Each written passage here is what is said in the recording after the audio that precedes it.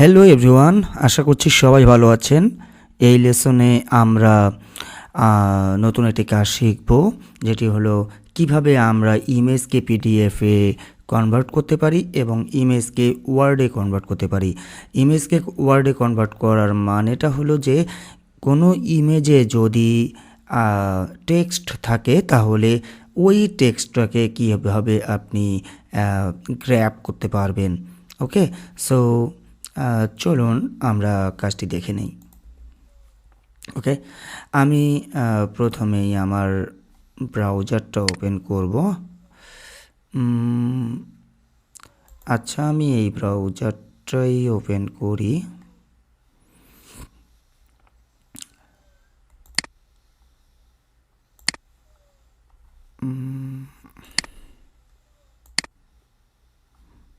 আচ্ছা, আমি এটা বাদ দেই। আমি আসলে এজ ব্যবহার করি। সরি, আমি একটু সময় নিচ্ছি। ওকে, তো এখানে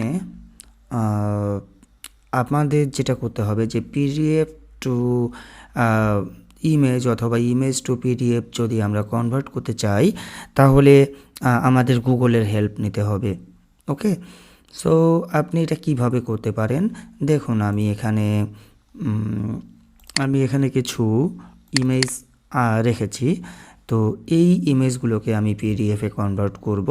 তো এই কাজটি করার জন্য আপনি যেটা করতে পারেন যে গুগলে সার্চ করতে পারেন জেপিজি টু পিডিএফ। ওকে, দেখুন এখানে জেপিজি টু পিডিএফ লিখে সার্চ করার পর আমি অনেকগুলো ওয়েবসাইট পেলাম। এখানে অনেকগুলো ওয়েবসাইট আমাকে দেখাচ্ছে। তো এগুলোর মধ্য থেকে কিন্তু আপনারা যে কোনো ওয়েবসাইট ইউজ করতে পারেন, যে কোনো টুল ইউজ করতে পারেন। তো এখানে এই যে জেপিজি টু পিডিএফ এটা ইউজ করতে পারেন, ilovepdf.com এইটাও ব্যবহার করতে পারেন, আবার smallpdf.com এটাও ব্যবহার করতে পারেন। তো আমি আপনাদের দেখাবো এই দুইটা ওয়েবসাইট থেকে করে দেখাই। তো এখানে 20টা ইমেজের বেশি মেবি সাপোর্ট করবে না।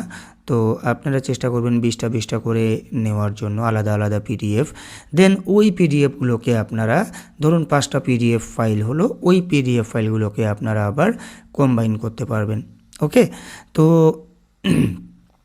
আমি এখানে আপলোড ফাইলস করছি অ্যান্ড নাও এখান থেকে আমি 5টা ইমেজ বা 5-7টা ইমেজ সিলেক্ট করলাম। ওকে, 5-7টা ইমেজ আমি সিলেক্ট করলাম। দেখুন এগুলো আপলোড হচ্ছে, এগুলো কিন্তু পিডিএফে কনভার্ট হবে। ওকে, দেখা যাক কিভাবে কাজটি হয়। খুবই সহজ, যদি আপনারা কখনো এই ধরনের কাজ পান তাহলে খুব সহজে করতে পারবেন। ওকে, সব আপলোড হয়েছে। এখন আমরা এখানে যেটা করব যে কম্বাইন্ডে ক্লিক করব। দেখুন এখানে পিডিএফে ডাউনলোড হচ্ছে। এখন আমি এটাকে ওপেন করছি। দেখুন সবগুলো ইমেজ কিন্তু আমাদের পিডিএফে চলে এসেছে। এই কাজটি কিন্তু আপনারা খুব সহজে ilovepdf.com থেকেও করতে পারেন। আমি ilovepdf.com এর মেইন পেজটাতে যাই। এখানে দেখুন আপনারা কি করতে পারবেন। এখানে আপনারা একটা মাল্টিপল ইমেজকে মাল্টিপল পিডিএফ ফাইলকে কম্বাইন করতে পারবেন, যেটাকে বলা হয় মার্জ পিডিএফ। এরপর আপনি স্প্লিট করতে পারবেন, মানে একটা পিডিএফে 10টা পেজ আছে, এই 10টা পেজকে আপনি আলাদা আলাদা করতে পারবেন। অ্যান্ড দেন কোনো পিডিএফের সাইজ যদি আপনি কমাতে চান, যেমন ধরুন একটা পিডিএফের সাইজ হলো 5 মেগাবাইট, তো আপনি চাচ্ছেন যে আপনি এটাকে 2 মেগাবাইট বা 3 মেগাবাইট করবেন, সেই ক্ষেত্রে কম্প্রেস পিডিএফ এই টুলটা ব্যবহার করবেন। Then PDF to Word, PDF to PowerPoint, then PDF to Excel, এগুলোর জন্য আপনারা এগুলো দেখলেই বুঝতে পারবেন, এগুলো কিন্তু ব্যবহার করতে পারবেন। দেন এখানে দেখুন জেপিজি টু পিডিএফ, এখান থেকেও কিন্তু আপনি জেপিজি থেকে পিডিএফে কনভার্ট করতে পারবেন। তো এখান থেকে আমি কিছু ফাইল ইমেজ সিলেক্ট করি। আচ্ছা, আমি সবগুলোই করি। দেন ওপেন করি। দেখুন এখানে কিন্তু সবগুলো ইমেজ চলে এসেছে। অ্যান্ড মার্জিন আপনি চাচ্ছেন কি না, যদি মার্জিন চান তাহলে এখানে প্রিভিউ দেখাবে, মার্জিন সহ দেখাবে। স্মল মার্জিন চাইলে সামান্য কিছু মার্জিন দিয়ে দিবে এখানে। আপনি পোর্ট্রেটে চাইলে পোর্ট্রেটে দেখাবে, আপনি ল্যান্ডস্কেপে চাইলে ল্যান্ডস্কেপে দেখাবে। দেখুন ওকে, তো আমরা ল্যান্ডস্কেপেই রাখি। দেন এখানে A4 সাইজ, দেন ইউএস লেটার সাইজ, এই সাইজগুলো এখান থেকে আপনি দিতে পারবেন। অ্যান্ড দেন কনভার্ট পিডিএফে ক্লিক করবেন। দেখুন এগুলো আপলোড হচ্ছে, অ্যান্ড আপলোড হয়ে গেলেই আমরা কিন্তু ডাউনলোড করতে পারবো। ওকে, সো বিষয়টা কিন্তু খুব ইজি, কঠিন কিছু না। ওকে, কাজটা হোক, আমরা দেখি কি হয়।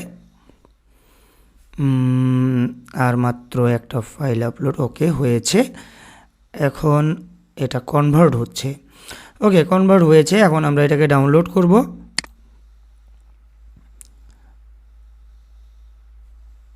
দেন আমি এটাকে ওপেন করছি। দেখুন এটা কিন্তু পিডিএফে কনভার্ট হয়েছে ইমেজগুলো, তাই না? তো এইভাবে আপনারা কনভার্ট করবেন।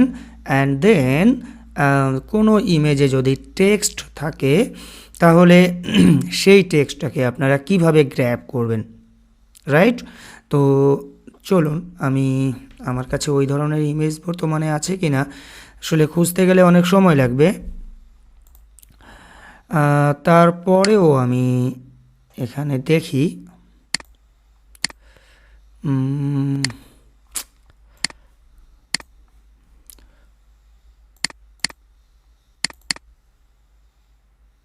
আচ্ছা এটা বাদ দেন,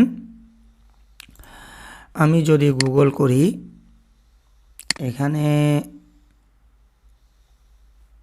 এখান থেকে আমি একটা ইমেজ সিলেক্ট করব।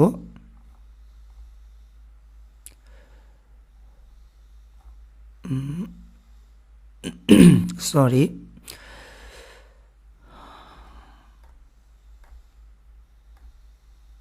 আচ্ছা এই যে ইমেজটা দেখতে পাচ্ছেন, এই ইমেজটাকে আমি সেভ করি।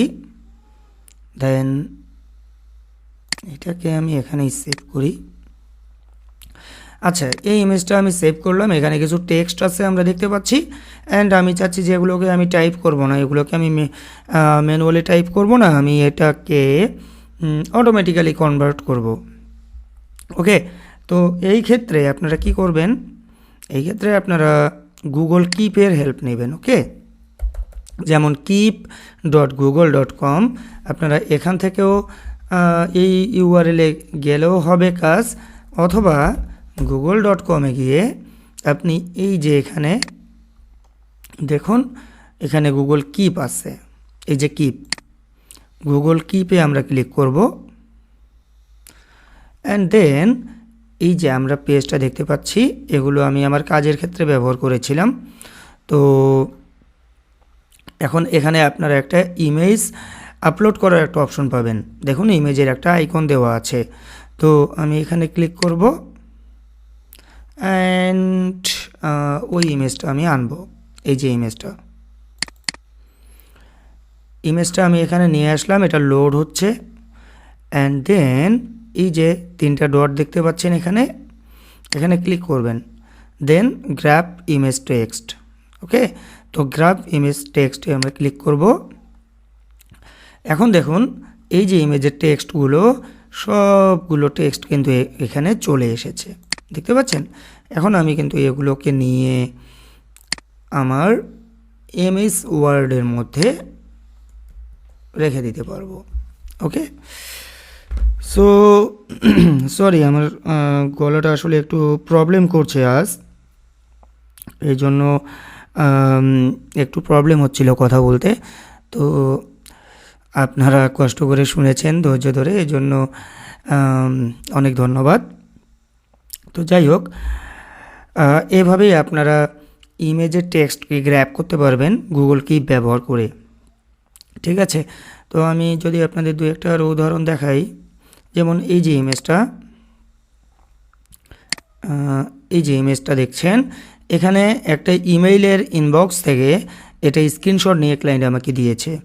অ্যান্ড দেখুন এগুলো আমাকে ম্যানুয়ালি টাইপ করতে বলেছে এই ইমেজ থেকে। এটা কি সম্ভব? এই যে ইমেলগুলো আমাকে দেখে দেখে টাইপ করা সম্ভব, বাট অনেক সময়ের ব্যাপার।